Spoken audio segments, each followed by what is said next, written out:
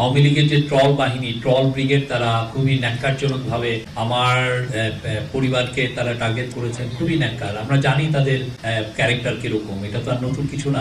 সম্প্রতি আপনার মামলাটা নিয়ে খুব আলোচনা করছেন। একটি মামলা আসলে দামটা কত, আপনি কত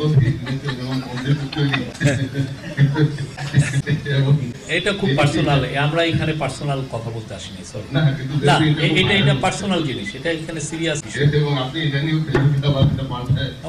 ওইটা আমার খুবই পার্সোনাল একটা জায়গা, কিন্তু এটা এখানে আমরা এটা একটা সরকারি বিষয়।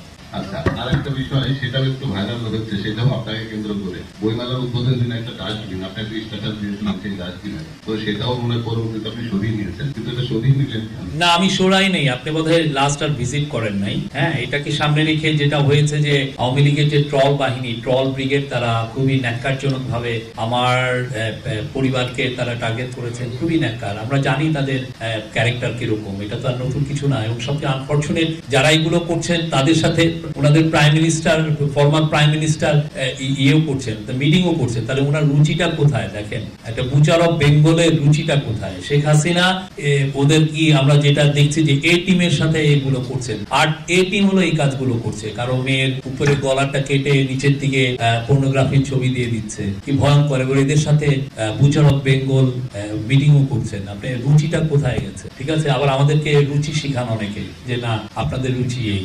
এটা তো ভয়ানক একটা জিনিস।